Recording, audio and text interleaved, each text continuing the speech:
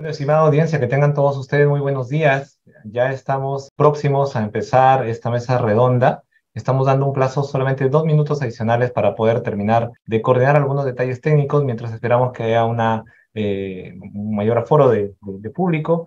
Así que de antemano las gracias. Empezamos en 2 minutos. Muchísimas gracias. Muy bien, invitamos a nuestros panelistas a, por favor, encender sus cámaras. Vamos a empezar en este momento ya la actividad. A nombre del Departamento de Promoción de la Salud de Irén Norte, es para mí un placer poder tener esta oportunidad y este espacio de poder compartir con ustedes un evento científico orientado al manejo del cáncer de mama. Felicitamos la iniciativa del Departamento de Promoción de la Salud, que en el día de hoy nos ha convocado a nosotros, diversos especialistas de acá del Instituto Regional de Enfermedades Neoplásicas, para poder realizar una discusión en relación al abordaje multidisciplinario del cáncer colorectal. Entonces, sin más preámbulos, vamos a poder dar inicio a esta presentación. Quisiera ver si me confirman si se logra ver, por favor, las diapositivas. Doctor Cueva. Sí se ve, doctor Moreno. Correcto. Muy bien, entonces, esta es la primera de las actividades que probablemente durante el año vamos a venir realizando y es para mí un placer tener que presentar al selecto grupo de panelistas que conforman esta mesa redonda. En primer lugar, a la doctora Patricia Coral. Quienes no conocen a la doctora Patricia actualmente es jefa del Departamento de Imágenes Médicas del Instituto Regional de Enfermedades Neoplásicas. Asimismo, es directora ejecutiva de atención al paciente, es miembro de la Sociedad Peruana de Radiología, así como de la Sociedad Interamericana de Radiología, docente universitaria e investigadora RENACIP. Tenemos también por parte del área quirúrgica al doctor César León. El doctor César León es un destacado cirujano oncólogo con alta especialidad en el manejo de cirugías que corresponden al área de abdomen. Se desempeña también como docente universitario, actualmente es miembro del Departamento de Cirugía de Abdomen del IREN Norte, así como también cirujano de Oncosalud. En tercer lugar, y no por ello menos importante, a la carismática doctora María Alejandra. Ella es una destacada radioterapeuta de acá de la institución también. Es médico radiooncólogo, especialista en radiocirugía, médico asistente de la clínica Oncorrat y sin duda el día de hoy tendrá un papel estelar, ya que en base a la radioterapia gira mucho de lo que vamos a hablar el día de hoy para el manejo del cáncer de recto. Bienvenida, doctora. Y también tenemos en último, pero no menos importante, al doctor Cristian Cueva. El doctor Cristian Cueva es un gran conocido ya oncólogo en nuestra región. Él es oncólogo clínico del Departamento de Medicina, miembro de la Sociedad Peruana de Oncología Médica, posee conocimientos y una maestría en medicina. Se desempeña actualmente como médico del Departamento de Oncología Médica del IREN Norte, así como también docente universitario y además como oncólogo de la clínica Oncosalud. Así que bueno, sin más preámbulos, el día de hoy nos vamos a sentar a conversar para poder descubrir y conocer algunos aspectos en relación al manejo del cáncer colorectal.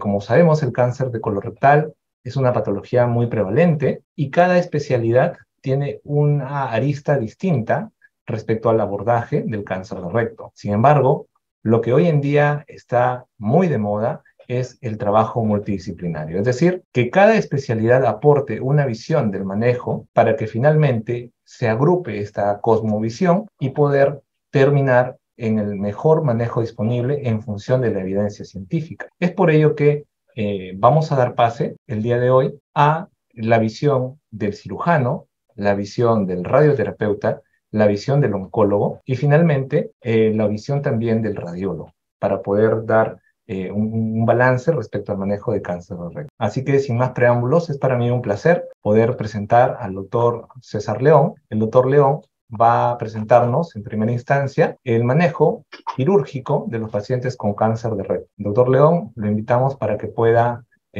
compartir sus diapositivas y asimismo también hacer uso del micrófono. Doctor León, buenos días. ¿Qué tal? Buenos días, ¿sí se me escucha? Sí, lo escuchamos con claridad. Ya, muchas gracias. Entonces vamos a hablar un poco de la parte de lo que... Gracias por la presentación, en primer lugar. Es un gusto trabajar con bastantes profesionales dedicados a la parte oncológica y ver que este manejo multidisciplinario se debe realizar, o bueno, y ya se realiza acá también en IREN Norte, sí, lo hemos manejado ya desde ese tiempo, y vamos a hablar la parte quirúrgica sobre las técnicas quirúrgicas de las resecciones, ¿ya? Siguiente diapositiva, por favor. Bueno, márgenes y escisión total de mesorrecto es lo principal que se debe de hacer. En esta parte, sobre los márgenes, vamos a que el margen del tumor primario del cáncer de recto es aquel margen que, bueno, tenemos como se ve, debe haber un margen distal, un margen radial y así también un margen transmural. ¿Qué se debe evidenciar o tratar de mantener cuando se hacen las excisiones de recto? Y también la excisión total de mesorrecto es lo que más se va a evaluar. Siguiente diapositiva, por favor. Tenemos la llamada fascia del mesorrecto y acá tenemos la excisión total del mesorrecto. Bueno, acá vamos a tener un margen de resección libre del tumor entre el recto y la unión recto-sigmoidea. También debemos tener todo el mesorrecto, el recto, los nódulos linfáticos perirectales, la fascia mesorrectal, tanto así y su envoltura. Y todo esto va a evitar que haya una recurrencia locorregional y eso va a ser un aumento de la sobrevida. Entonces debemos saber cuál es el plano de la resección, cuál es el plano de la resección, y eso va a ser la fascia mesorrectal, ¿ya? Cómo se logra evidenciar en la figura, y después también tenemos que tener en cuenta cuáles son los márgenes distales y cómo se debe manejar. Siguiente diapositiva, por favor. Entonces, dentro de los abordajes quirúrgicos, bueno, se mencionan las resecciones transanales. Estas resecciones transanales, la excisión transanal es apropiada para cánceres en estadio temprano, los que conocemos como T1 y no tienen ganglios positivos, pero también debe de cumplir ciertos requisitos, como son tumores pequeños, menores de 3 centímetros, de bien a moderadamente diferenciados, lesiones que están dentro de los 8 centímetros del margen anal, menor del 30% de la circunferencia rectal comprometida, no evidencia de compromiso ganglionar en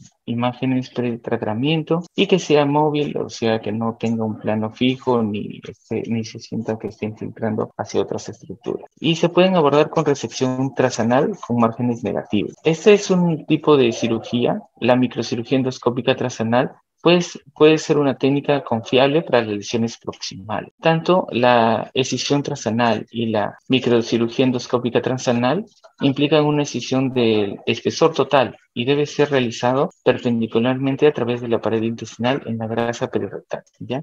Se requieren márgenes más o menos profundos, tienen que ser menor de 3 milímetros y mucosas negativas. Y la fragmentación del tumor debe ser evitado, ¿ya? El espécimen estipado debe orientarse y ser colocado antes de la fijación y llevado al patólogo por el cirujano para facilitar la orientación, la evaluación, la histopatología de las lesiones. Las ventajas de un procedimiento local incluyen una mínima morbilidad. Este es un procedimiento que se preserva lo que son los esfínteres y también disminuye la mortalidad implicando también una rápida recuperación postoperatoria. Siguiente, por favor. En cuanto a la decisión transanal, si el examen patológico revela características adversas, como por ejemplo, tenemos márgenes positivos, invasión linfovascular, pobre diferenciado, invasión en el tercio inferior de la submucosa, como es el nivel submucoso 3, eso va a recomendar a una resección más radical, ¿ya? Los datos son limitados en los resultados a largo plazo. Los pacientes incluyen el riesgo de recidiva en pacientes sometidos a extirpación local de tumor en T2. Siguiente, por favor. En cuanto a la excisión transanal, tenemos las limitaciones de la excisión transanal incluyen ausencia del estadio patológico del compromiso ganglionar. Adicionalmente, hay evidencia que indica que las micrometástasis son bastante comunes en lesiones rectales tempranas y es poco probable que se identifiquen mediante ultrasonido endoscópico. Bueno, estas son lesiones que generalmente para poder tener este T se va a necesitar esta parte de ultrasonografía endoscópica, que es bastante limitada en nuestro medio. Estas observaciones se puede ser la base de aquellos resultados en los que señala que los pacientes sometidos a resección local tienen una mayor tasa de recurrencia local de aquellos que son sometidos a resección radial. Ya, acá tenemos los trabajos que se mencionan sobre esto. Siguiente, por favor. En cuanto a la excisión transanal, bueno, tenemos este trabajo sobre la sobrevida después de la excisión transanal en cáncer de recto T1 y tenemos que se hizo en una población de 282 de pacientes con cáncer de recto T1 tratados entre 1985 al 2004, en donde se hizo una revisión radical a 145 pacientes y estos tenían una edad promedio de 50, distancia del margen anal 7,8 centímetros y el tamaño del tumor 3,1. La tasa de recurrencia local fue de 2,7%. En la decisión transanal se fueron 137 pacientes, una edad promedio de 64 años, la distancia media del margen anal fue 5,6 y el tamaño tumoral en promedio fue 2,3, con una tasa de recurrencia del 13,2%. Esto nos da un hazard ratio de residuo local que fue de 11,3 con un intervalo del 95% de confianza entre un 2,6 a 49,2 a 49,2. Entonces, la invasión linfovascular y la pobre diferenciación fueron similares en ambos grupos. Siguiente, por favor. De igual forma, tenemos que el índice aumenta, bueno, en ese trabajo se menciona, hay mayor cantidad de pacientes se observan con 2.124 de cáncer rectal T1 entre 1994 y 1996 y se ve la resección estándar de la decisión local. Y se evidencia, bueno, acá que la edad, el sexo y la raza fueron similares en ambos grupos, con una tasa de recurrencia local en el 6,9% en la resección estándar y el 12,5% en la decisión total. Decisión local. Siguiente, por favor. También acá, para ver la sobrevida de los estadios tempranos de cáncer rectal, acá se evidencia que hay más de 164.000 pacientes. Los datos son de una base de datos. El cáncer rectal invasivo no metastásico resecable T1, T2, aproximadamente en 45.000 pacientes y que fueron diagnosticados entre 1998 al 2010. Bueno, en la población T1N0, un pequeño pero significativo disminución de la sobrevida global se observó en el grupo de decisión local. Siguiente, por favor. Por lo tanto, la selección cuidadosa de los pacientes para esta decisión local de cáncer T1-0 es importante, como lo es un cuidadoso examen del espécimen resecado con una resección transabdominal subsecuente en pacientes quienes se encuentran características de enfermedad T2 o de alto riesgo, como ya se ha descrito anteriormente. Acá, bueno, vamos a mencionar de la resección abdominoperineal a las técnicas conservadoras de esfínteres en la cirugía laparoscópica del cáncer. Este es un artículo de revisión de Cuba. Acá en la resección anterior es la resección del recto a través de un acceso abdominal a la pelvis sin necesidad de una incisión perineal, sacra u otra. Y se describen tres tipos de resecciones anteriores. La resección anterior alta, la resección anterior baja y la resección anterior baja extendida o ultra baja. Y esto va a depender, bueno, de dónde se encuentra la lesión y qué órganos va a abarcar. La resección anterior alta es la resección del colon sigmoide distal y el recto superior. La resección anterior baja, resección del recto superior y medio y se ligan los ligamentos laterales. Y la resección anterior baja extendida o ultra baja, resección del recto distal y parte del canal. Siguiente. Acá vamos a tener algunos márgenes, cuáles son las distancias de los márgenes y cómo se debe manejar eso. Si vamos a hacer el margen circunferencial, va a tener que ser de 1 a 2 milímetros. Decisión total del mesorrecto va a ser de 4 a 5 centímetros del borde distal del tumor y el margen distal, bueno, tenemos el tercio superior del recto 5 centímetros, el tercio medio del recto 2 centímetros y el tercio inferior del recto mayor a 1 milímetro. Siguiente, por favor. Y en las resecciones transabdominales tenemos que los pacientes con cáncer de recto que no cumplen con los requisitos para cirugía local deben ser tratados con una resección transabdominal. Esa resección transabdominal, pues tenemos las resecciones abdominoperineales o la resección anterior baja de recto o la anastomosis colonal empleando la excisión de mesorrecto total. Los procedimientos de preservación de órganos que mantienen la función del esfínter son los más preferibles, pero no siempre es posible en todos los casos. Y la quimio-radio preoperatoria puede resultar en una reducción del tamaño tumoral y una disminución de la masa del tumor. La preservación del esfínter puede llegar a ser posible en los casos en donde inicialmente la masa tumoral inicial impidió la consideración de este tipo de cirugía y la exposición del tumor se mejora con la quimio-radio. Siguiente, por favor. La resección transabdominal, en unas resecciones transabdominales, la excisión mesorrectal total es la más recomendada. Una excisión mesorrectal total involucra la remoción del bloque del mesorrecto, incluyendo estructuras vasculares, linfáticas, tejidos grasos y fase mesorrectal como un paquete del tumor, a través de una disección precisa y está diseñada para preservar los nervios autónoma, ¿ya? Entonces hay órganos que se preservan. Siguiente, por favor. Las regiones de drenaje linfático de los tumores del recto se ven influidas por su posición en el recto. Los tumores más distales son más propensos a ser caracterizados por su drenaje linfático tanto hacia arriba como lateralmente, mientras que la probabilidad del drenaje mesorrectal vaya hacia arriba es mucho mayor para los tumores más proximales. El abordaje de la excisión de mesorrecto total está diseñado para remover radicalmente el drenaje linfático de las regiones tumorales localizadas encima del nivel de los músculos elevadores. Siguiente, por favor. Bueno, acá del NCCN, el panel no recomienda la extensión de la disección ganglionar más allá del campo de la resección, dentro de la distribución de los ganglios linfáticos ilíacos, por ejemplo, a menos que estos se vean clínicamente comprometidos o sospechosos. En casos donde la función anal esté intacta y hay un clearance es adecuado, la excisión de mesorrecto total podría ser seguida por una anastomosis colonal. Siguiente, por favor. Para las lesiones de recto medio y superior, una resección anterior baja extendida a 4 centímetros debajo del margen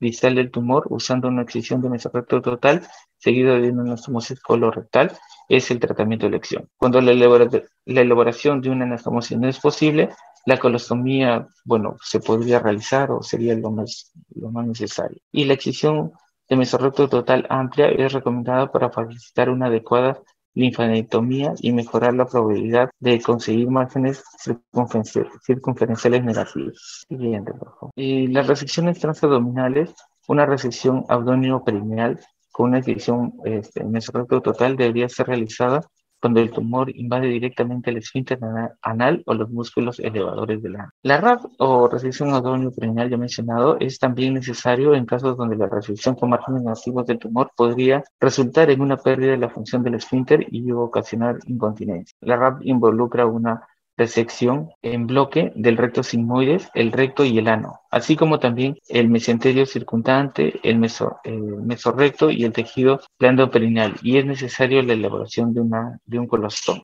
Siguiente, por favor. La resección transabdominal, los patólogos juegan un rol clave en el seguimiento de los pacientes sometidos a resección de mesorrecto total, la evaluación del espécimen quirúrgico, incluyendo la evaluación macroscópica tanto de su apariencia externa y el margen de resección circunferencial. Y el panel, bueno, define como margen comprometido como un tumor dentro de 1 milímetro del margen transeccional. Siguiente. Las recientes comparaciones retrospectivas de los resultados de los pacientes a quienes se realizó RAW versus una resección abdominal baja en el tratamiento de cáncer rectal mostraron que aquellos con RAPS presentaron un peor control local y sobrevida. Si bien estas diferencias pueden ser atribuidas solamente al procedimiento quirúrgico, las características de los pacientes, aquellas relacionadas con el tumor o con la combinación de estos factores, no están claramente, no se dieron claramente en estos estudios. Siguiente, por favor. Sin embargo, los resultados de un estudio reciente,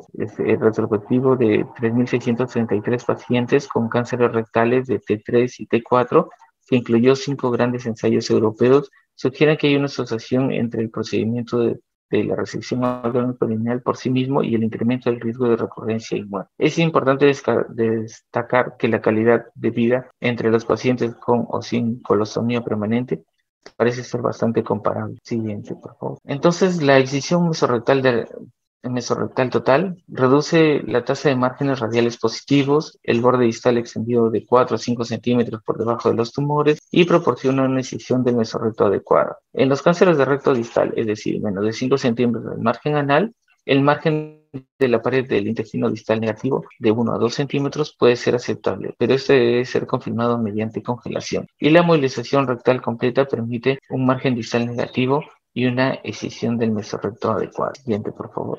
Los datos de estudios aleatorizados evaluando el uso de la cirugía laparoscópica en el tratamiento de pacientes con cáncer colorectal. Bueno, tenemos que se habla de los CLASIC, que son la parte de los tumores, de la laparoscopia para la parte de tumores, así como los estudios del color. Siguiente, por favor. La resección laparoscópica, bueno, tenemos que Luján, en un estudio no aleatorizado, no encuentra diferencias en la recurrencia o sobrevida. Aunque las indicaciones y otras mediciones de calidad indican un beneficio en el abordaje laparoscópico. Siguiente, por favor. Y en el ensayo color 2, que se encuentra en fase 3, impulsado por la no inferioridad. También aleatorizó pacientes con cáncer localizado rectal para la cirugía laparoscópica o abierta. En caso, los puntos finales secundarios a corto plazo fueron recientemente reportados, en el que los pacientes del grupo laparoscópico, se informó que perdieron menos sangre, presencia menor de estancia hospitalaria y tenían un retorno más rápido de la función intestinal, pero tuvieron tiempos operatorios más largos. No se observaron diferencias en la resección completa, en el porcentaje de pacientes con margen circunferencial positivo y tampoco en la morbilidad o mortalidad entre ambos brazos. Siguiente, por favor. Acá, actualmente el más alto nivel de evidencia para los beneficios del abordaje laparoscópico viene del ensayo Classic y el ensayo Corea. El ensayo Classic compararon la resección asistida laparoscópica abierta. Cerca de la mitad de los 794 pacientes fueron diagnosticados de cáncer colorectal. No hubo diferencias en la recurrencia local, sobrevida libre de enfermedad o sobrevida global. Un seguimiento de 5 años del estudio Classic también mostró que esa falta de diferencia en la recidiva local, en la sobrevida libre de enfermedad o en la sobrevida global se mantuvo para los pacientes con cáncer de recto a pesar de una tendencia hacia una mejor sobrevida global a los 5 años de la cirugía laparoscópica. Acá, 794 pacientes, los cuales 526 fueron en cirugía laparoscópica y 268 en cirugía abierta. Y la sobrevida a 5 años se mantiene en un 60.3% y y en la cirugía un 52.9%. Un pésimo estatus. Siguiente, por favor. La resección laparoscópica en el ensayo coreano utilizó a los pacientes con cáncer rectal de tercio medio bajo en el estadio 2 o 3, que fueron sometidos a una resección laparoscópica. Siguiente. Y la resección laparoscópica, los factores que pueden confundir o las conclusiones extraídas de los estudios aleatorizados comparan la cirugía abierta con la cirugía asistida por la laparoscopía por el cáncer colorectal. Se han descrito y los resultados a largo plazo de cirugía laparoscópica rectal no se han reportado. Siguiente. Eso sería todo. Ok, muchas gracias, doctor León. Muchas gracias por la exposición, por compartir los conocimientos en relación al manejo quirúrgico de esta patología tan prevalente como el cáncer de recto. Luego vamos a tener una mesa redonda, dialogamos para revisar los casos clínicos que tenemos preparados para el final. Y ahora vamos a dar paso a la doctora Coral. La doctora Coral, como les comentaba, es una destacada radióloga del Departamento de Imágenes de acá de IREN Norte, y vamos a centrarnos en ella en una conversación muy breve en relación a su especialidad. Doctora Coral, bienvenida, buenos días, o buenas tardes ya. Buenas tardes con todos. ¿Me da un minuto, por favor? Claro que sí, doctora. La doctora Coral tiene un papel muy importante, crucial dentro del abordaje multidisciplinario del manejo de cáncer colorectal, porque es precisamente ella quien se va a encargar de ayudarnos con el estadiaje, así como también con el reestadiaje tras el tratamiento de los cánceres de recto, que podría ser el caso de la neoadyuvancia, ¿no? Entonces, doctora Coral, la dejamos para nos pueda compartir su información. Bueno, buenas tardes con todos. ¿Se escucha bien, doctor? Perfecto, doctora. Muy bien. Bueno, he traído información un poco muy puntual, ¿no? Muy puntual con respecto a la evaluación imagenológica del cáncer de recto. Y de todos los estudios de imágenes, ¿no? Por ejemplo, tenemos la tomografía, la ecografía endoanal o la resonancia magnética, también PET-TC, ¿no? Nos vamos a quedar con el que más ha demostrado precisión en el estadiaje de este cáncer, que es la resonancia magnética. ¿Sí? La resonancia magnética es un estudio que tiene una alta precisión, ¿no? Hay estudios que comentan desde un 77 hasta un 96% de precisión diagnóstica, ¿no? Entonces, las imágenes que les he traído van a ser enfocadas usando resonancia magnética, sin dejar de mencionar el papel de otros estudios como la ecografía endorrectal, ¿no? Que también nos va a ayudar, ¿no? En algunos casos puntuales. Entonces, más o menos, vamos viendo sobre la resonancia magnética. Acá les estoy mostrando, ¿no? En esta pantalla inicial, una imagen de un tumor rectal, ¿no? Donde quiero que conozcan toda esta zona donde vamos a nosotros a guiarnos los radiólogos, que nos va a permitir estadiar la lesión, ¿sí? Entonces acá tenemos el recto, ¿sí? Y acá tenemos la mucosa ¿no? Que es esta imagen, enfóquense en este extremo posterior, la mucosa que es una imagen hipointensa, oscurita, la submucosa un poco más clarita y la muscular, ¿sí? La muscular que es una imagen lineal bien definida y más oscura que la submucosa, ¿listo? Además tenemos este tejido blanco hiperintenso, ¿no? Este es el tejido graso o mesorrectal, ¿no? Aprendamos, esta es una secuencia T2 para los clínicos. La mejor secuencia que podamos utilizar, ¿no? Tiene que ser potenciada en T2.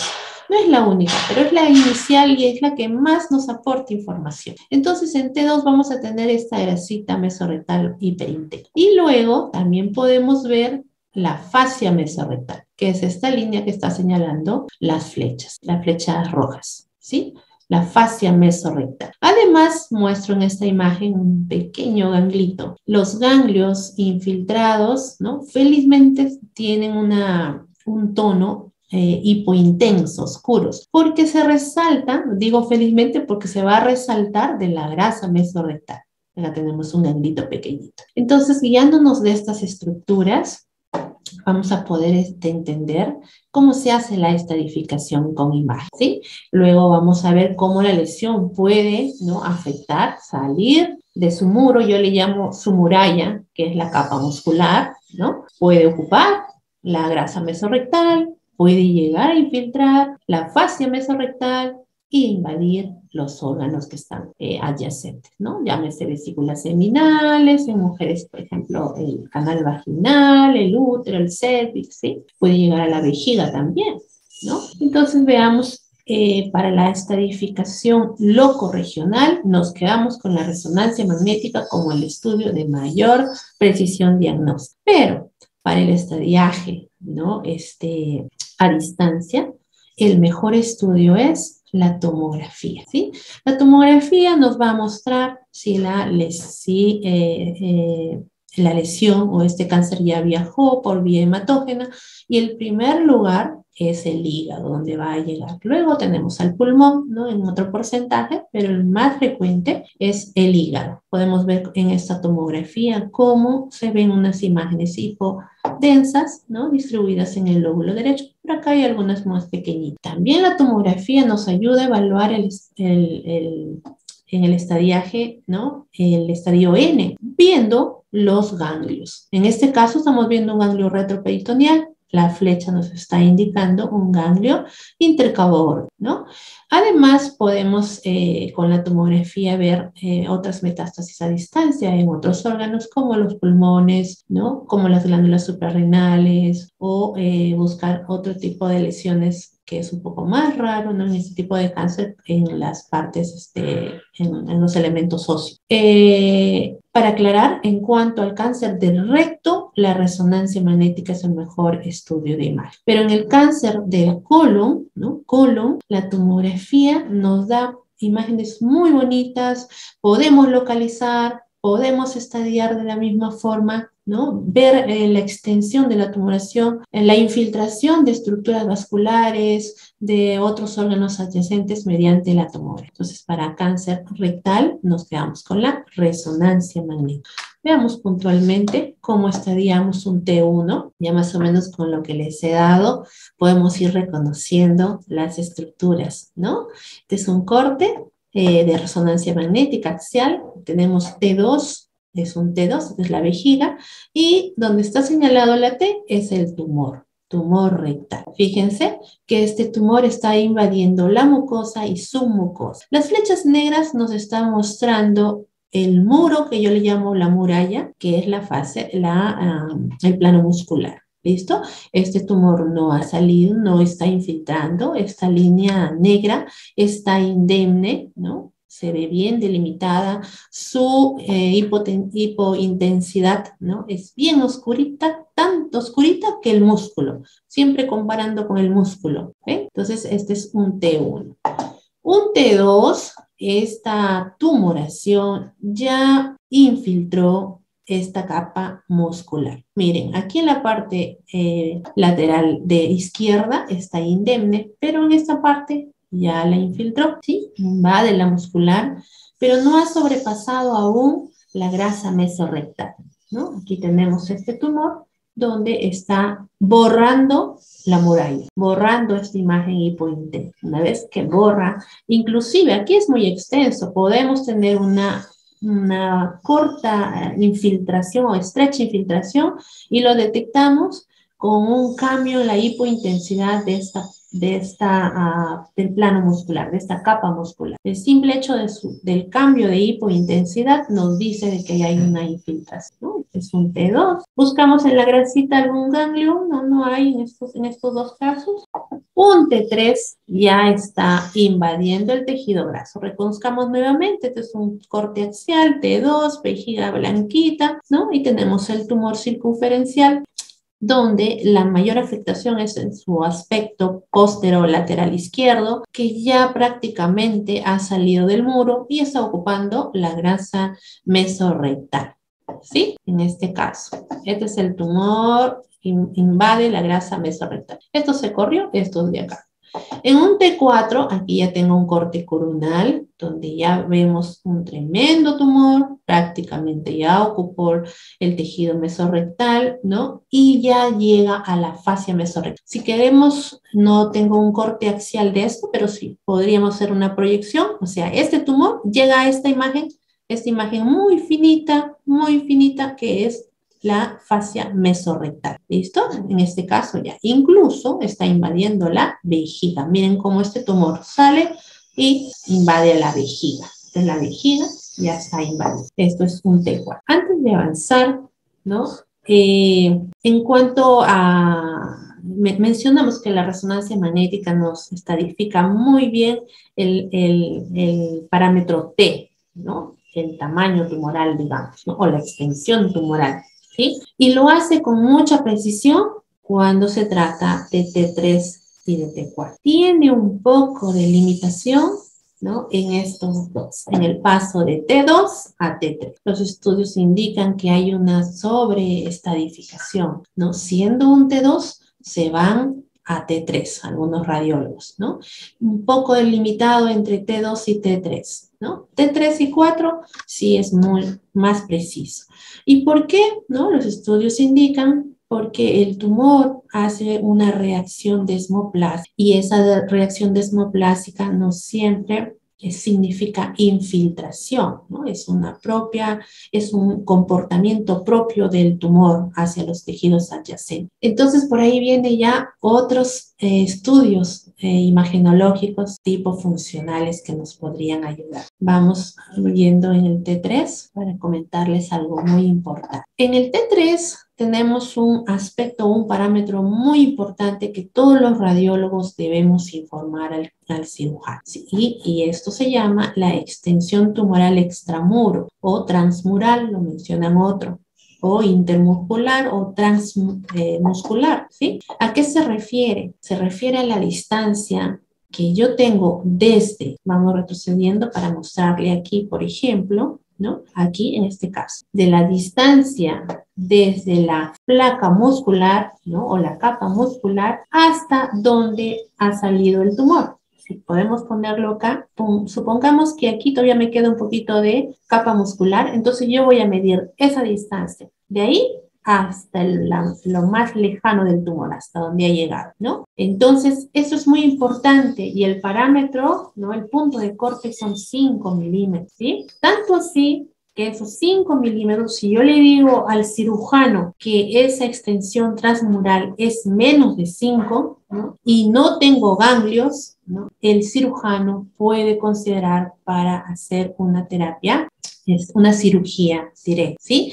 Y si yo le digo que es más de 5 milímetros de extensión, ya estamos hablando de que ese paciente requiere neoadyuvante. Entonces es muy importante informar esa extensión transmuro o transmural de la lesión tumoral. Además también tiene un papel muy importante como un factor predictivo, ¿no? Se dice que los pacientes que son intervenidos y que hayan tenido menos de 5 milímetros, ¿no? Su porcentaje de sobrevida se incrementa en 5 años. Tanto algunos datos mencionan de 38% hasta el 58%, ¿no? Nos da una mayor sobrevida, es un predictor de sobrevida. El otro parámetro es la afectación de la fascia mesorrectal, ¿no? Entonces vamos a utilizar también esta, y eso se llama el margen circunferencial de resección, ¿no? Eso es el otro parámetro que hay que informar al cirujano. ¿Cómo lo medimos, no? Ahora nos vamos al extremo más lejano del tumor hacia la fascia mesorrectal. La fascia está acá, no sé si logran verlo, ¿no? Y vamos bien. Y aquí el punto de corte es 1 milímetro, ¿sí? Menos de 1 milímetro me indica que no hay infiltración. Más de 1 milímetro me indica que sí hay infiltración, ¿no? Que nuestros ojos de radiólogos no lo ven, pero ese parámetro es un punto de corte muy importante que también indica sobrevida local y recurrencia local, ¿no? En el tiempo. Entonces, esos dos parámetros son muy importantes para que nuestro informe radiológico llegue a manos del cirujano. En cuanto al tamaño, me preguntaban también algunos médicos residentes, ¿podemos medir el tumor rectal, ¿no? Con las imágenes? Por ser una lesión de víscera hueca, ¿no? De una estructura tubular, es complicado medir ello. Por eso que el estadiaje que hacemos es en base a la infiltración de las capas, ¿sí? Sin embargo, ¿no? Hay algunos estudios, ¿no? Que se han realizado que cualitativamente se pueden usar, ¿no? Para más o menos indicar la evaluación cuando el paciente reciba un tratamiento de adyuvancia o reciba quimioterapia, ¿no? Por ejemplo, esta de acá es de Worak, ¿no? Este es un estudio donde concluye en 5 tipos de respuestas, ¿no? Por ejemplo, el tipo 1 dice que la respuesta radiológica va a ser completa cuando no hay evidencia del tumor tratado, ¿no? Es ahí donde va nuestra experiencia, ¿no? Tenemos que utilizar no solamente resonancia magnética, ¿no? Incluso resonancia magnética de alta resolución, sino estudios funcionales. Porque si bien es cierto la estadificación del cáncer colorectal con resonancia es muy precisa, pero no es tan precisa la evaluación post-tratamiento, ¿no? Y simplemente por la reacción de ese tumor ante la quimioterapia. La reacción biológica hace mucha fibrosis reactiva y entonces ya nuestros parámetros de estadificación como que pierden peso. Es por eso que algunos estudios hacen este tipo de evaluación. Por ejemplo, acá tenemos, ¿no? 1, respuesta completa. 2, buena respuesta, ¿no? Cuando encontramos fibrosis densa, no hay tumor no visible, o cuando haya un mínimo de tumor que va a ser mucho más visible con estudio funcional, ¿no? No solamente con resonancia magnética. ¿Quién nos va a ayudar un poco? La difusión, ¿no? La secuencia potenciada con difusión, ¿no? Nos puede ayudar un poco. Pero más aún eso necesitamos estudios funcionales híbridos o fusiones como por ejemplo con medicina nuclear, el PTC o el resonancia magnética fusionada con el radioisótopo trazado, ¿sí? Igual acá, miren, respuesta moderada, más del 50% de fibrosis, mucina, ¿no? Señal intermedia, respuesta leve, pequeñas áreas de fibrosis o mucina, ¿no? Y 5, ausencia de respuesta, cuando la intensidad de señal intermedia sigue la misma, que no ha cambiado el tumor original. Tenemos acá, miren, un tumor, ¿no? Rectal, que está invadiendo aquí, inclusive miren, ha salido ya la grasa mesorrectal, la fascia mesorrectal y está ya invadiendo el músculo elevador, ¿sí? Y miren en este caso, el tumor circunferencial hacia el lado izquierdo, hay invasión de la fascia, invasión del plano del piso pélvico en realidad, ¿no? En este caso, no ha habido respuesta, ¿no? Como lo estamos viendo acá, aquí incluso ha progresado y miren acá. Esta imagen hiperintensa, ¿no? Muy parecido a la médula ósea para que puedan reconocer un tumor, ¿no? Y aquí post tratamiento una reacción fibrótica, ¿no? Muy parecida al músculo. Más o menos por ahí yo me voy guiando cuando no tengo, no tenemos el acceso a imágenes de difusión o imágenes funcionales, ¿no? Entonces acá hay una reacción fibrótica reactiva post la quimioterapia y también quimioradioterapia, ¿no? Los dos, quimioradio. Esta es una incidencia sagital, ¿no? Miren cómo tenemos acá una tumoración muy grande, ¿no? Y acá tenemos el canal vaginal, esto sería la cúpula, y esto es el tremendo tumor. Nuevamente, comparando esa señal con la médula ósea, es muy parecida, ¿no? Le dan la quimioterapia, quimioradio en este caso, y miren cómo ha disminuido la masa. Entonces, ¿cómo calculamos este tamaño? Esto es muy complejo con imágenes simples, digamos. Hay paquetes que se llaman, o software que hacen volumetrías, ¿no? Así como la volumetría hepática por tomografía, en rezo también podríamos adquirir, ¿no? Y hacer una especie de fusión de imágenes en los 3 planos y por ahí nos sale un volumen, ¿no? Es complejo, ¿no? En realidad valoramos, ¿no? Cualitativamente nada más, y vemos cómo todavía está infiltrada la cúpula vaginal. Aquí también tenemos otro tumor, ¿no? Miren la señal que tiene este tumor, es grande, está invadiendo, ¿no? Toda la fascia mesorrectal, la grasa, la fascia mesorrectal, ¿no? Ya su margen circunferencial es positivo, ¿no? Ya salió, ha comprometido todo localmente avanzado. En este caso se le da el tratamiento quimio-radio, y miren aquí lo que yo puedo ver así con resonancia magnética sin secuencias fusionales. Siempre me guío de estas imágenes todavía hiperintensas parecidas a la médula ósea, ¿sí? Lo negro oscuro, ¿no? Me habla de fibrosis, me habla de ya de tejido no viable, ¿no? Sin embargo, es difícil hacer la evaluación post quimio-radio con solo resonancia magnética. Por eso es que tenemos imágenes de fusión. Esta es una imagen de fusión donde ahora sí, lo que yo veía acá, aparentemente tumor residual, ahora ya me señala y brilla, ¿no? A este nivel, todas estas lesiones que aún están, son residuales. Acá hay otra tumorlesión donde el tumor a simple vista ha reducido de tamaño, ¿no? Y miren, acá tenemos unos ganglios, ¿no? Unas adenopatías, ¿no? Que también han desaparecido, ¿no? Entonces, aquí ya tenemos una adecuada respuesta, ¿no? Post quimio y radioterapia. Claro que esto se ha confirmado con histología, nos ha salido negativo en este caso, imagen circunferencial de resección. Y para terminar, un par de ejemplitos, ¿no? Aquí tenemos un gran tumor, miren. Este es un corte sagital y este es un corte axial, donde vemos un crecimiento circunferencial del tumor, ¿sí? Y aquí en esta imagen logramos ver unos ganglios, ¿no? Estuvimos hablando un poco del TLN, también la resonancia magnética nos ayuda a ver la presencia de ganglios regionales, ¿no? En este caso quiero enfatizar que el tamaño no es lo importante, sino la morfología, sino la señal y los bordes, ¿sí? Los bordes sobre todo, unos bordes irregulares, espiculados, que no sean homogéneos, que sean hipointensos o heterogéneos. Eso ya me indica que es un ganglio infiltrado. No importa el tamaño, ojo con ese detalle, ¿sí? En este caso, ¿qué estadio será? Si alguien quiere participar, quizás por el chat, ¿no? Acá ya tengo un ganglio. En este caso, que está más fácil, que he mencionado, que he mostrado cortes más axiales. T2, T3, quizás en el chat. T2, T3. T2 nos comentan en el chat, doctora.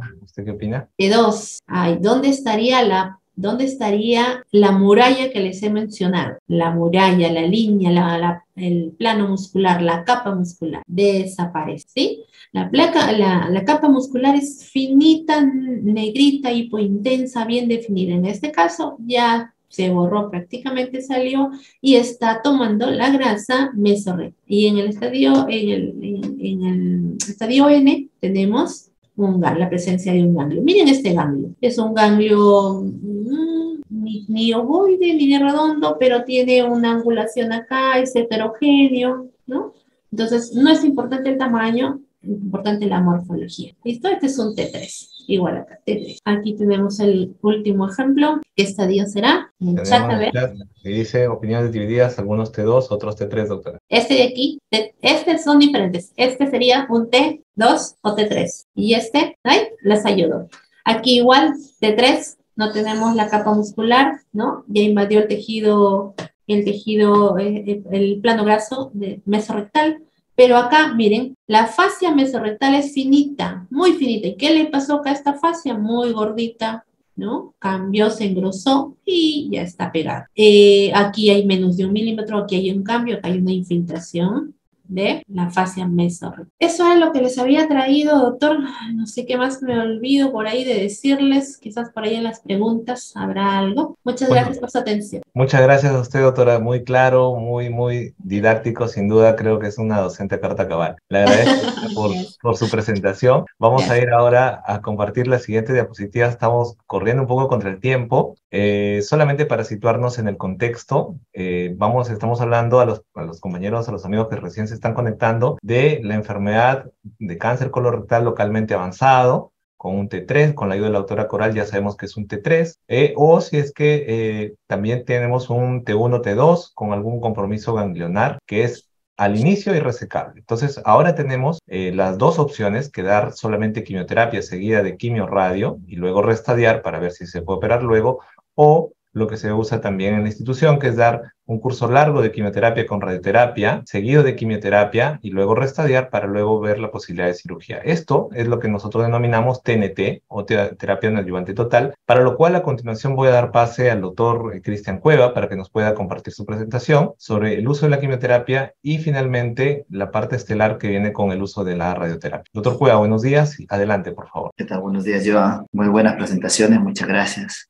A ver, bueno, en estos 10 minutos que voy a tratar de hacer este resumen. Me avisa, Joan, si se ve, doctor Moreno. Se va a ver, doctor. Más bien si lo puede compartir la pantalla completa, por favor. Ahí está, ahora sí, gracias. Muy bien. Entonces, nosotros sabemos que el cáncer de recto por mucho tiempo ha sido tratado con un tratamiento neoadyuvante, ¿no? Hacer que el paciente que tiene cáncer de recto pueda tener una cirugía más óptima, ¿no? No una cirugía que aumente la morbilidad, que permanezca con colostomas permanentes. Ya sabemos que esto afecta a la calidad de vida. El tratamiento ha sido por muchos años quimio más radioterapia de forma neoadyuvante. Luego se esperaba algunas semanas, iba a la cirugía y posteriormente se daba tratamiento adyuvante. Pero ahora ha cambiado. Esta es la localización de los tumores, ¿no? Recto superior, recto medio, recto inferior. Vemos el predominio en recto medio, ¿no? Ahí están las distancias. Acá hay términos que tenemos que entender: recidiva local y recidiva a distancia. O sea, es decir, cuando un paciente recibe su tratamiento y no se evidencia tumor y el cáncer vuelve a nivel local, o sea, a nivel de recto, ganglios, eso se llama recidiva local. Y cuando vuelven otros sitios como el hígado, ¿no? y otros órganos, se llama recidiva a distancia. Esos son términos que en la oncología lo utilizamos siempre. Entonces, para esto nosotros tratamos a nuestros pacientes, para reducir estos riesgos y estos objetivos. Entonces, ya habló la doctora, nos habló de la fascia mesorrectal, sumamente importante, no lo voy a mencionar, pero ya se ha visto un estudio que es el estudio Mercury, donde yo puedo obtener respuestas a través de la resonancia cuando reevalúo a mi paciente, y también hacer un paralelo con mi respuesta patológica. Por eso es importante mi tratamiento previo. Ya esto ya lo conversó. Vamos aquí. Hay un impacto en la respuesta patológica, es decir, en la respuesta que se obtiene luego de la cirugía. Nuestro tratamiento era QTRT neoadyuvante, es decir, antes de la cirugía. Y vemos que en un estudio elaborado en MD Anderson, con pacientes T3, T4 y N positivo, y que luego en una cirugía radical, vemos que se obtenía una respuesta completa del 18%. Ojo con esto. Esto es importante porque tiene que ver con la sobrevida libre de recurrencia que les comenté, y también con la incidencia acumulada, pero básicamente con la sobrevida libre de recurrencia. Vemos algunos estudios. No lo logramos escuchar, se perdió unos segundos. Ahí la quimioterapia, ¿ahí me escuchan? Sí, lo escuchamos fuerte y claro. Entonces, la quimioterapia más la radioterapia neoadyuvante versus la adyuvante, se hizo un estudio, ¿no? Se hizo un estudio si mi tratamiento, si quimio radio lo doy antes de mi cirugía o si lo doy luego de la cirugía. ¿Había alguna variación? No había ninguna variación en darlo antes o después. Pero lo que sí había diferencia era en lo siguiente. Cuando yo doy mi quimio y radio neoadyuvante, disminuyo la recurrencia local. Eso es lo que yo cumplo. Segundo, aumenta la preservación del esfínter, disminuye la toxicidad aguda y tardía, pero no hay impacto en la recurrencia a distancia. Lo que actualmente nosotros, lo que dábamos hace unos meses era quimio más radio. Entonces teníamos todos esos beneficios, pero no teníamos impacto en que la enfermedad no vuelva de nivel de distancia. Y por lo tanto, ahí es donde viene el concepto del TNT, ¿no? Ahí viene el TNT. Es decir, miren este gráfico rápido. Vemos quimio radio, nosotros íbamos a cirugía y luego damos quimioterapia adyuvante, o sea, luego de la cirugía. Pero ahora esta quimioterapia adyuvante lo vamos a pasar aquí, previo a mi tratamiento de cirugía. Esto ha incrementado la sobrevida y ha incrementado las tasas de respuesta. Ahora, nos vamos a analizar 3 estudios rápidamente. El primer estudio es el estudio RAPID, ¿no? En este estudio RAPID fueron incluidos en este estudio pacientes con cáncer de recto localmente avanzado de alto riesgo, es decir, que eran T4, N positivo, tenían invasión vascular extramural o la fascia mesorrectal comprometida. Ya la doctora Coral nos ha explicado un poco los términos y lo que se puede ver con resonancia, por eso es importante la resonancia. Entonces, se hicieron 2 brazos, un estudio, el brazo estándar, el que utilizamos, ¿no? El que se utilizaba recientemente, es la radioterapia larga. Luego de 8 a 12 semanas iba a la cirugía y luego se complementaba con una quimioterapia que podía ser Capox o FOLF, era opcional. Y el brazo experimental era una radioterapia corta, que ya lo va a explicar seguramente la doctora Ares, que viene a continuación. Esta radioterapia corta se esperaba entre una semana, aproximadamente 1 a 2 semanas, y se daba quimioterapia 18 semanas, Capox, FOLF, y luego iba a la cirugía. Ojo que aquí en este estudio se podía tener un solo factor de riesgo, un solo factor de riesgo, y además en el brazo experimental no recibían quimioterapia adyuvante.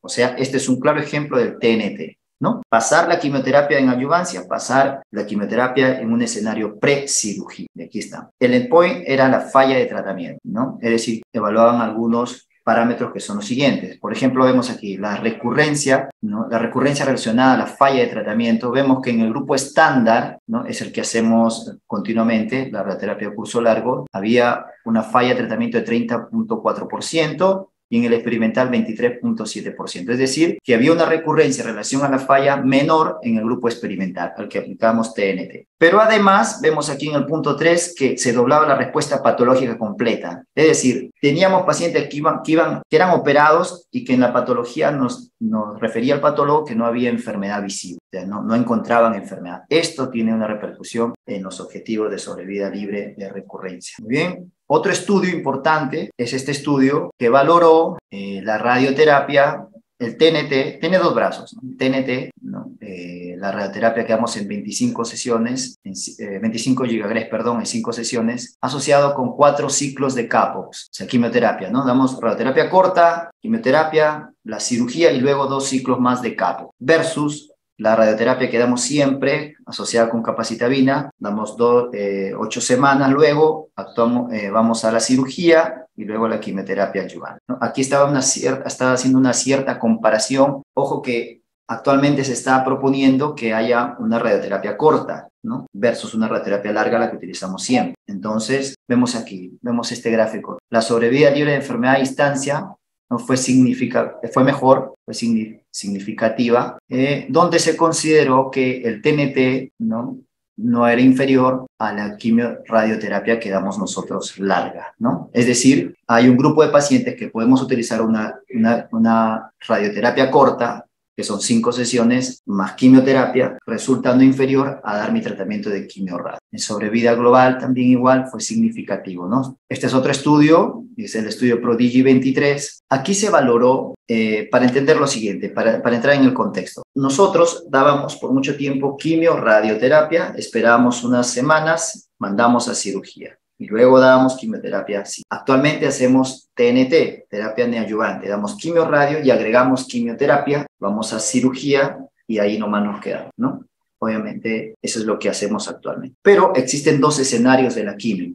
Dar primero mi radioterapia, luego mi quimio, o primero dar mi quimio y luego mi radioterapia. Este estudio es el que me va a aclarar un poco eso. Acá tenemos este estudio, el PRODIGI 23, donde entraron pacientes de estadio clínico T3, T4, N0, N1, algunos con extensión extramural y con localización en centímetros del margen anal. El objetivo primario era sobrevida libre de enfermedad en 3 años, los secundarios sobrevida global, respuesta patológica completa, calidad de vida. Entonces, hubo un brazo, el brazo estándar, que es la radioterapia que es de curso largo más capacitabina, luego 7 días iba a la cirugía y posteriormente continuábamos con quimioterapia, ya sea FOLFOX o CAPOX. Y el brazo de TNT era la quimioterapia de inducción, empezar con quimioterapia FOLFIRI 6 ciclos, luego irnos la radio y la quimio, la que hacemos nosotros siempre, la larga, la que hacemos siempre, luego 7 semanas iba a la cirugía, y luego continuamos con quimioterapia, ¿sí? Entonces aquí se valoraba la quimioterapia de inicio, ¿no? Ya vamos sacando nuestras conclusiones. La sobrevida libre de enfermedad, vemos que en la terapia neoadyuvante, ¿no? Tenemos que la sobrevida libre de enfermedad de 3 años fue 75.7%,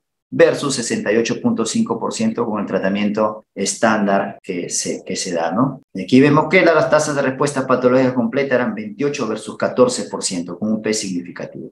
Mayor sobrevida libre de metástasis en 3 años también fue significativo. Entonces, de estos dos estudios, rápidamente nos damos cuenta que la terapia neoadyuvante total, pasar la quimioterapia previamente, nos da una mayor sobrevida libre de recurrencia, una mayor sobrevida libre de enfermedad de metástasis en 3 años, con este estudio PRODIGY, y además tenemos una respuesta patológica completa, se duplica el doble de tiempo. Finalmente, este es el estudio final que voy a presentar. Aquí tenemos lo siguiente, aquí se evalúa la quimioterapia, tenemos este brazo, ingresaron a este estudio los cánceres de recto distales, ojo aquí, distales, tratamiento distal, lo ideal es de llevar a estos pacientes, no llevarlos a una cirugía que tenga mucha morbilidad, por lo tanto podemos dar tratamiento de quimioterapia previo o tratamiento neoadyuvante previo para disminuir el tumor. Entonces entraron a este estadio, se dio quimioradio, luego quimioradio corta, luego se dio quimioterapia, ya sea Folfos o Capos, quimioterapia larga fueron los dos, sino que en este primero se inició con quimioradio, luego se inició con quimioradio, claro, luego se dio quimioterapia sola, y en el segundo grupo se inició con la quimioterapia, luego con la quimioradio. Es decir, se preguntaban ellos, ¿doy primero quimio, después la quimioradio, o doy primero la quimioradio, luego la quimioterapia sola? Eso se pregunta. Se dio todo el tratamiento en 4 meses, se hizo el restadiaje, vieron si había respuesta clínica completa. Si no había respuesta clínica, iban a cirugía, pero si había respuesta clínica completa, ya sea por resonancia, entraba el término de watch and wait, es decir, podían observar y esperar la respuesta. Evaluaron la sobrevida libre de enfermedad en 3 años. Se vio aquí, la conclusión fue que en los pacientes con cáncer de recto distal tenemos una sobrevida libre de cirugía mayor, o sea, aplicar un watch and wait en este tipo de pacientes con la quimioterapia de consolidación. Conclusión, ¿cuál es la conclusión de nuestra charla, ¿no? Vemos aquí, con este cuadro hago la conclusión. Miren, estas son nuestras guías, ¿no? Vamos a ver un ratito aquí. ¿Perdón? Vamos a concluir aquí con esta diapositiva. Entonces, ¿nosotros qué estamos haciendo actualmente?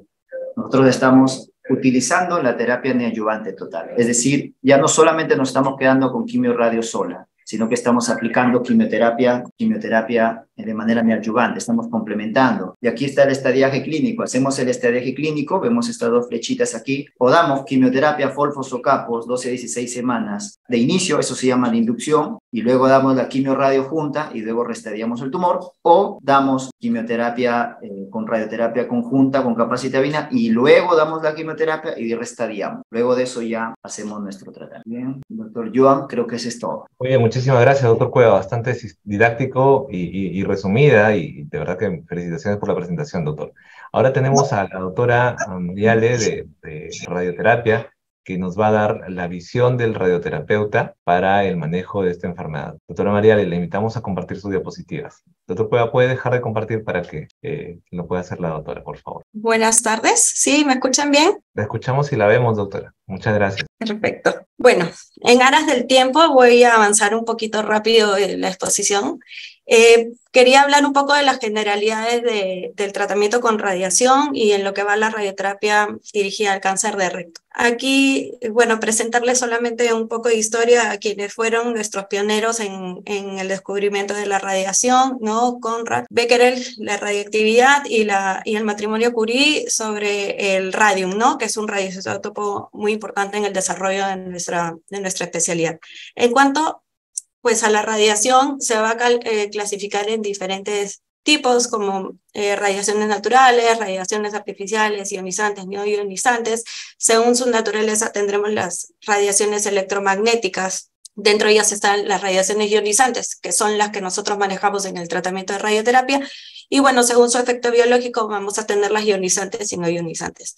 Las radiaciones ionizantes van a corresponder a las radiaciones de mayor energía. Y esto va a definir su penetración en la materia, ¿no? En la célula que realiza, van a tener básicamente 2 efectos. El efecto directo, dañando directamente la cadena del ADN, y un efecto indirecto combinándose con el agua para generar hidroxilos y dañar también el ADN, la cadena del ADN. ¿no? En cuanto al tratamiento con radioterapia, pues la radioterapia es un tratamiento local, ¿no? Que busca la erradicación del tejido tumoral, ya sea benigno o maligno, ¿no?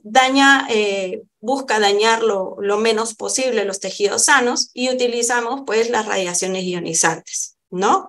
Así ofrecemos un control tumoral máximo con un daño colateral mínimo. Entonces, las radiaciones no van a discriminar entre las células normales y las células tumorales. Para eso nosotros vamos a usar estudios de imágenes, ¿no? Para poder precisar nuestro tratamiento. Entonces, ¿qué necesitamos para tener un tratamiento de precisión? Una adecuada contención, localización de las tumoraciones, adecuados equipos de dosimetría y de tratamiento, un adecuado posicionamiento del paciente y un buen tratamiento de radiación. Entonces, un paso básico para nosotros poder dar un buen tratamiento es la tomografía de simulación. Es el paso previo para la administración del tratamiento, es la adquisición de imágenes tomográficas de la zona donde se va a administrar la radiación. Como dije, es el paso fundamental previo al inicio del tratamiento. Una adecuada inmovilización del paciente va a definir cómo podemos administrar la radiación y lograr proteger los órganos circundantes que se convierten en los órganos de riesgo, ¿no? Por lo tanto, la simulación consiste en definir y localizar el volumen de tejido irradiar para cada paciente, respetando al máximo el tejido sano circundante. Estos son diversos equipos de inmovilización. En este caso, bueno, he puesto la máscara de inmovilización, pero básicamente localizados para temas de abdomen y pelvis, ¿no? Tenemos dos tipos básicamente de administración de radiación. La teleterapia, que son con equipos externos, de uso externo, y la braquiterapia, que es la administración de radiación directamente en la zona tumoral, ¿no? En cuanto a las técnicas de tratamiento de teleterapia, actualmente hay muchas técnicas que van desde el tratamiento 3D conformacional, IMRT, que es la intensidad modulada, y GRT, que es el tratamiento guiado por imágenes, BIMAT es un tratamiento en arcoterapia,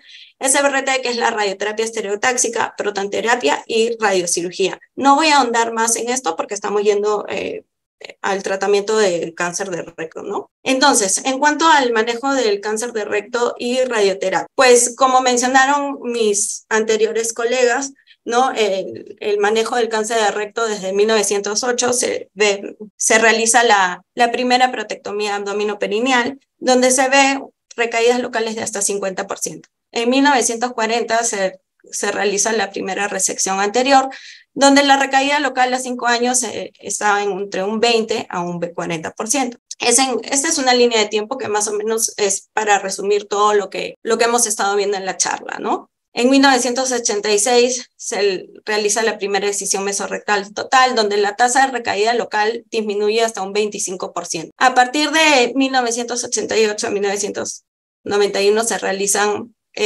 diferentes revisiones acerca de los tratamientos estimulantes, ya sea con radioterapia o quimioterapia y radioterapia, donde se ve que la tasa de recaída local disminuye a un 16.3 a un 20%. A partir de los del año 2000, ¿no? En el 2004, con el grupo alemán, como lo mencionaron anteriormente, se propone la quimioterapia y radioterapia neoadyuvante, donde se ve que la tasa de recaída local baja un 6% versus un 13%. Se logra también una tasa de preservación del esfínter a un 39% y el control, la respuesta completa patológica a un 8%. Como mencionaron anteriormente, entre los años 2014 y 2015 lo que se buscó es ver el tratamiento adyuvante con la quimioterapia, ¿no? Pero en estos estudios no se logró ver mayor diferencia en la sobrevida libre de enfermedad. Entonces la terapia de adyuvante total, ¿no? Que se está realizando, y como mencionó el doctor Cueva muy bien con todos los estudios que presentó, sigue en curso, ¿no? Sigue viendo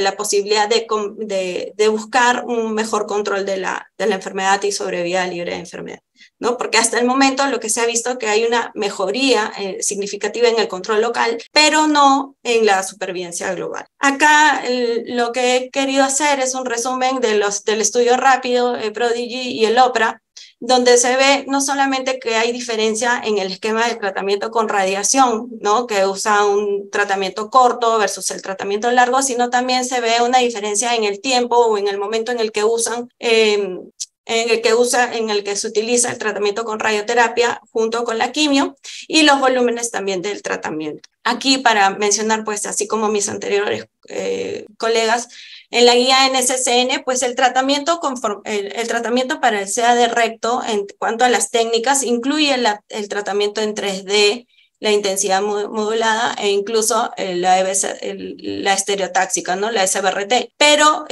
lo que es IMRT se utiliza más en términos de recurrencia o reirradiación, ¿no? Incluso se considera también el tratamiento con radioterapia intraoperatoria en los casos disponibles. En cuanto a la dosis de radiación, también en las guías de la NCCN, pues el tratamiento va a ir desde 45 grays a 54 grays en tratamiento convencional, pero también se considera en casos selectos el tratamiento en cursos acortados, ¿no? Que es 25 grays en 5 sesiones que sea de forma continua, 5 días continuos. Gracias. Doctora, muchísimas gracias. Ha sido una exposición súper contundente, así que la felicito por el poder de poder resumir tanta información en tan poco tiempo. Bueno, quisiéramos ahorita compartir con usted, doctora, no sé si nos permite solo 5 minutos nada más, no sé si estamos con el tiempo, doctora, le rogamos solo 5 minutos, ¿le parece? Sí, claro, ¿Sí? Más bien creo que sigo compartiendo en pantalla. Sí, justamente vamos a terminar ya y le agradecemos, doctora, a usted, a todos los ponentes de esta mesa, solamente para aterrizar un poco las ideas de las distintas ponencias que se han venido dando el día de hoy. Queremos compartir 2 casos clínicos, es solamente con una intención de poder analizar un poco qué hacemos, ¿no? En nuestro día a día. Así que, doctor Cueva, también lo invitamos, por favor, a poder participar. Bueno, en este caso, se trata de un varón de 49 años, de ocupación policía, que ingresa con una rectorragia de 2 meses de evolución, va a la gastro y le encuentran una masa rectal a 5 centímetros desde el margen anal. Entonces, claramente se trata de un cáncer de recto inferior. En la patología encuentran que es validada como un adenocarcinoma con Mishmash Repair Proficient, ¿no? Entonces, pueden ver en las imágenes la lesión, que es bastante significativa, y el marcador tumoral salió negativo, no tenía enfermedad metastásica, y en la resonancia le encuentran una masa lateral derecha de 3 centímetros que se extiende a 2 centímetros desde el complejo de la unión anorrectal, y además tiene ganglio. ¿Qué hacemos, doctor Cueva? ¿Qué hacemos, doctora Marial? La pregunta aquí, en este caso, ¿no? De 49 años, a ver, para más o menos masa rectal a 5 centímetros del margen anal, una enfermedad metastásica, masa lateral de 3 centímetros, complejo extraintestinal, 2 ganglios. Ya, muy bien. Bueno, lo primero siempre es, debe tener una evaluación siempre por cirugía, ¿no? O sea, el cirujano es sumamente importante para valorarme si es que la cirugía que él va a hacer, cuánto de morbilidad le puede traer a mi paciente y sobre todo eso. Lo segundo, es importante aquí, lo que comentó la doctora Coral hace un momento, evaluar el compromiso de la fascia mesorrectal, si se encuentra comprometida o si es amenazada. En este caso, hubiera posibilidad de iniciar un tratamiento neoadyuvante, pero lo ideal sería dar quimioradio, por ejemplo, en mi opinión, luego ir con quimioterapia y una cirugía, pero sin embargo este paciente me llama la atención que tiene un Mishmash Repair proficiente. Entonces, al tener un Mishmash Repair proficiente, el uso de la quimioterapia, el beneficio es pobre. Por ese Mishmash Repair que me has enseñado al principio. En este caso tendríamos que, obviamente en junta multidisciplinaria, este paciente sería candidato a quimioradio concurrente, ¿no? Quimioradio concurrente, luego se esperaría las semanas respectivas, entre 8 a 12 semanas, y yo no trataría en este paciente con TNT por este Mishmash Repair, ¿no? Proficiente, porque si no fuera así, claro, yo entraría con TNT neoadyuvante, ya los casos están, la disminución de sobrevida y de recurrencia, se ha visto que tiene beneficio, ya sea que dé curso corto, curso largo de RT, que lo va a conversar a lo mejor la doctora, pero también la quimioterapia neoadyuvante también ha tenido un beneficio, sobre todo con el Prodigy, un beneficio en disminuir las recurrencias a distancia, sería un buen candidato, pero en este caso, mi opinión es por tener Mishmash Repair proficiente, yo indicaría quimio más radio concurrente, no quimio oral, ¿no? Más radio. Voy a hacer un spoiler, doctor. Voy a hacer spoiler y voy a decir que sí, se le dio TNT, pero antes quiero escuchar la opinión de la doctora Arens. Doctora, ¿qué le parece? Pues sí, igual que el doctor Cueva, yo pienso que primero debería ser evaluado por cirugía, ¿no? Y que el cirujano pues defina si es posible o no un manejo quirúrgico. De ahí, pues para mí es candidato ideal de quimio radio de inicio, pero yo le daría el curso largo, ¿no? El doctor Cuevita hace rato me está diciendo va a hablar del curso corto o el curso largo, pero ya como hemos revisado pues el estudio rápido, nos demuestra que a 5 años pues el esquema corto tiene un poco más de fallo locorregional que el esquema largo, por lo cual pues es un paciente varón también de 49 años. Hay que analizar de repente otros factores en cuanto a los factores sociales del paciente, ¿no? Pero yo creo que iría con un curso largo de tratamiento con radioterapia. Buenísimo, doctora, y fue lo que sí se hizo, ¿no? Definitivamente este paciente recibió una terapia neoadyuvante con cursos largos de quimio-radio, seguido por quimioterapia de consolidación, y la respuesta fue asombrosa, ¿no? La resonancia muestra que no hay enfermedad residual ni ganglios linfáticos sospechosos, y la endoscopía, como ustedes la pueden ver, comparativamente con la que tuvo al inicio, prácticamente la enfermedad desapareció, ¿no? Así podemos ver la endoscopía de inicio y luego tenemos la endoscopía final. Y a este paciente se le decidió la estrategia de watch and wait, ¿no? O sea, finalmente lo que nos comentaba el doctor Cueva en relación al estudio OPA, lo vemos en la práctica diaria. Claro, no es frecuente, y más aún este paciente que tuvo un mismatch repair proficient, ¿no? O sea, es un caso que no guarda mucha relación con lo que describe la literatura, ¿no? Donde pacientes que tienen alteración o inestabilidad de microsatélites son quimioresistentes. No fue el caso. Este paciente, afortunadamente para él, tuvo una muy buena respuesta y, bueno, luego de 2 años de seguimiento persiste sin evidencia de enfermedad. ¿Qué opinión le merece, doctora, esta respuesta? ¿Es común, es cotidiana, no la vemos? Sí, es común. Pues la verdad que me parece que es excelente, común. Es lo que espero, que esperamos siempre que los pacientes respondan bien. El seguimiento acá, pues, más básicamente queda a manos de medicina oncológica y cirugía, ¿no? Nosotros no hemos tenido tratamientos de enfermedad recurrente, ¿no? Doctor Cueva, ¿es común ver en la práctica clínica este tipo de respuestas? En realidad no es tan común, pero actualmente estamos viendo, utilizando esta estrategia, estamos viendo ya respuestas desde clínicas, ¿no? Respuestas clínicas completas estamos viendo, y pues según el estudio Mercury pues se comprueban respuestas patológicas. Es decir, actualmente ya está habiendo una casuística importante, pero sin embargo también hemos obtenido respuestas con QTRT concurrente, ¿no? También se dan este tipo de respuestas. Solamente para terminar, doctora, ¿a usted a qué paciente no le daría una radioterapia pese a tener la indicación? Es decir, una contraindicación absoluta para la radioterapia. Pues si estuviera, si tuviera una enfermedad diseminada de inicio, estadio clínico 4, yo no le pensaría dar de inicio, de repente. Hablo no de una sola metástasis, sino de repente pacientes que tienen enfermedad ya diseminada. Yo daría el chance primero del tratamiento oncológico sistémico, ¿no? Salvo, por ejemplo, tumores sangrantes, ¿no? Salvo emergencias que ahí uno pues no puede esperar, ¿no?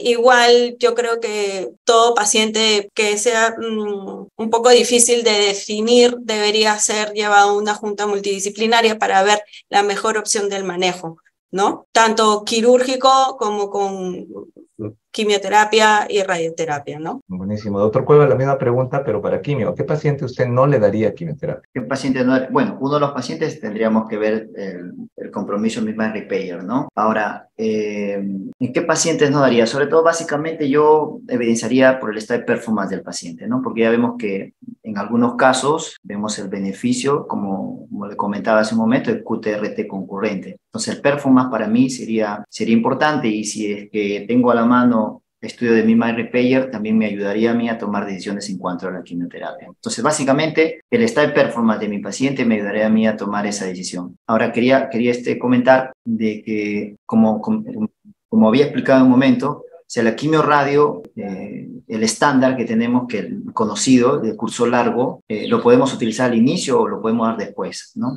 Cuando se da después, se asume que la quimioterapia es de inicio, se llama quimioterapia de inducción. Entonces, o podemos darlo después, entonces se llama quimioterapia de consolidación. Si ha visto en cáncer de recto distales, la quimioterapia de consolidación es mejor, pero hay una recomendación cuando damos la quimioterapia de inicio, que si estamos dando, por ejemplo, estamos 2 cursos, ¿no? Y vemos que el paciente, en vez de mejorar, está progresando clínicamente, uno puede parar, ¿no? Puede parar el tratamiento y puede iniciar QTRT concurrente. Entonces, y vemos que hay respuesta. Entonces, para mí, el Stable Performance, el Difficile Image Repair, porque en estos problemas, los que son proficient, los que tienen algún problema de inestabilidad, de microsatélites, me podrían a mí hacer pensar de que mi quimioterapia a lo mejor no puede funcionar. Okay. Eso sería mi parámetro. Bueno, en aras del tiempo les agradecemos a toda la audiencia que ha tenido la amabilidad de acompañarnos. Más de 50, 60 personas han estado conectadas. A ustedes, doctora Arens, doctor Cueva, muchísimas gracias por su didáctica, por su tiempo, por su paciencia. Y estamos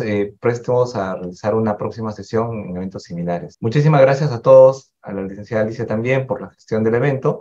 Y bueno, damos por finalizada la presente mesa redonda. Muchísimas gracias a todos. Buenas tardes. Gracias. Hasta luego. Gracias. Gracias, doctor. Muchas gracias.